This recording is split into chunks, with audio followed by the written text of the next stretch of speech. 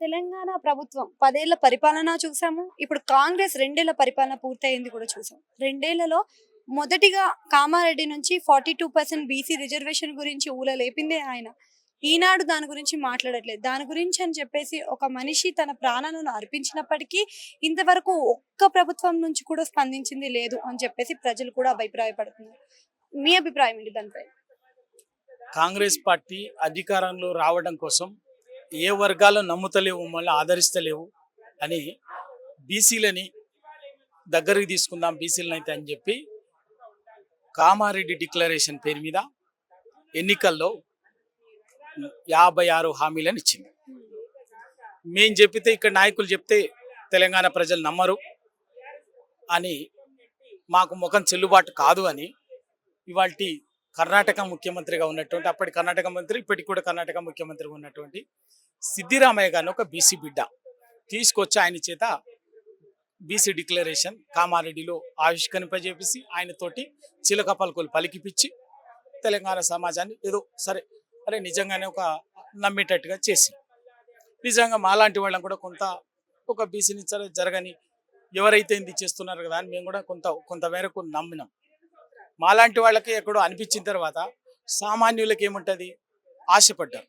నిజంగా కూడా అరే కాంగ్రెస్ పార్టీ బీసీ డిక్లరేషన్ అంటుంది కదా, సరే 70 ఏళ్ళుగా మోసం చేసింది, బీసీల గొంతు కోసింది, రాజకీయంగా ఆర్థికంగా సామాజికంగా బొందబెడితే పెట్టింది, ఇప్పుడైతే చేస్తామంటుంది కదా కామారెడ్డి డిక్లరేషన్ అధికారంలోకి వస్తాయని చెప్పేసి ఒక్కసారి ఆశించి అధికారంలోకి వచ్చిన 6 నెలలకే ఇవన్నీ చేస్తామని చెప్పారు.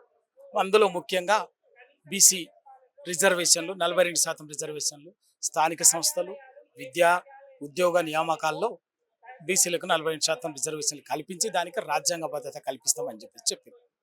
దానికి మేము సంపూర్ణంగా ఓ బీసీ బిడ్డలుగా తెలంగాణ ఉద్యమం నుంచి వచ్చినటువంటి వాళ్ళుగా బరాబర్గా సంతోషించినాం. మేము కూడా సంపూర్ణంగా మద్దతు చెప్పినాం.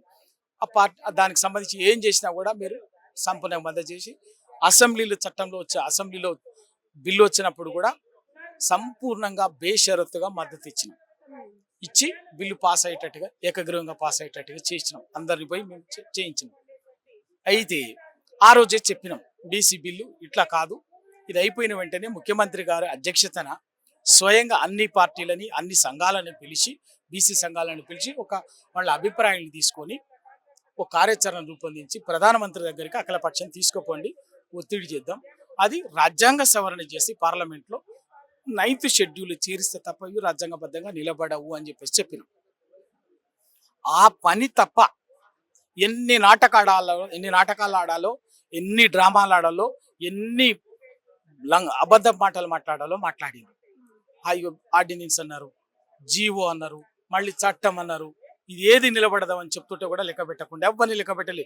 బీసీ సంఘాలు చెప్పింది వినలే, న్యాయ నిపుణులు చెప్పింది వినలే, బీసీ మేధావులు చెప్పింది వినలే, పార్టీలు చెప్పింది వినలే, ఎమ్మెల్యేలు ఎవరం కూడా మాలాంటి వాళ్ళం ఉద్యమకాలని చెప్పింది కూడా వినలే. ఇష్టం అనేది చేసింది. మళ్ళీ ఏదో హైకోర్టు అన్నారు, సుప్రీంకోర్టు అన్నారు, ఇదేదో అయిపోయింది. తీరా చూసిన తర్వాత ఏమైంది, 2 ఏళ్ల తర్వాత మళ్ళీ మేము మొదటి రోజు ఏదైతే చెప్పినామో అక్కడికి వచ్చి మేము అన్ని చేసిన ప్రయత్నాలు అన్ని చేసినాము, కోర్టు ఆపింది, ఆ కోర్టు ఆపింది, ఈ కోర్టు ఆపింది అని. అరే ముందే చెప్తానేమన్నా ఇది ఉండదు, దీనికి పద్ధతి ఇది అని, అది చేయకుండా ఇప్పుడేంది పాత పద్ధతుల్లోనే 24% రిజర్వేషన్లకి ఇస్తామని చెప్పాను. మరి ఆ 24 అన్న చక్కగా ఇచ్చిందా? ఇవ్వలేదు. 24 అయ్యి ఏమైంది, 17%కి వచ్చింది. ఎందుకు వచ్చిందంటే అవనికి లేదు. ఎట్లయితే ఎందుకంటే అదే కేసీఆర్ గారు 2019లో జరిగినటువంటి గ్రామ పంచాయతీ ఎన్నికల్లో 24% ఇస్తే 12,800 చిల్లర సుమారుగా గ్రామ పంచాయతీలు ఉంటే బీసీలకు 2,008 అంటే 2,800 గ్రామ పంచాయతీలు బీసీ రిజర్వేషన్లో వచ్చినాయి. మరి వాళ్ళ మీరు అదే చేసిరుగా, మరి సేమ్ అన్నారు కదా, మరి అవి 2,800 గ్రామ పంచాయతీలు బీసీలకు ఉన్నాయి. వాళ్ళు అదే జరిగితే అట్లనే 2,800 ఉండాలిగా, మరి 2150 ఎందుకైనాయి, 600 చిల్లర ఎందుకు తగ్గినాయి, 650 ఎట్లా తగ్గినాయి అంటే కాంగ్రెస్ పార్టీ మోసం, వంచన, నయవంచన, తడిగుడ్డలతోటి బీసీల గొంతుకొచ్చింది. దాంతో కలత చెందినటువంటి పాపం బీసీ బిడ్డ, విశ్వబ్రాహ్మణ బిడ్డ సాయి ఈశ్వరాచారి ఆత్మాహుతికి సిద్ధపడి హాస్పిటల్లో 20 గంటలు చావు బతుకుల మధ్యన ఉంటే కూడా కనీసం ఏ ఒక్క ప్రభుత్వం తరఫున ఏ ఒక్క పెద్ద మనిషి రాలే, ఎవ్వరు అటువైపు కన్నెత్తి చూడలే.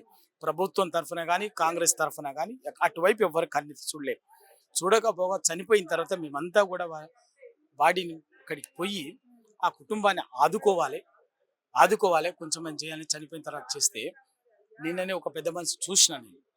ఏంటి, సాయి ఈశ్వరాచారికి బీసీ రిజర్వేషన్లకు 42% రిజర్వేషన్లకు సంబంధం లేదు అని మాట్లాడింది. ఆ మాట మాట్లాడటానికి కాంగ్రెస్ నాయకులకు సిగ్గుండాలి. అప్పుడు ఎంత అంటే కాంగ్రెస్ ఏమైనా మాట్లాడతారు, అధికారం కోసం ఏమైనా మాట్లాడతారు. అధికారంలో కుర్చీలో కూర్చున్న తర్వాత ఎంత నీచానికైనా దిగజారుతారు. అంతే తప్పి కదేంది. బీసీలా నేను నయవంచన చేసింది, ద్రోహం చేసింది. ఆ ద్రోహాన్ని వాళ్ళ ప్రజలు పసిగట్టుంటే డైవర్షన్ చేసి అటు ఇటు లంగా మాటలు మాట్లాడుతున్నారు.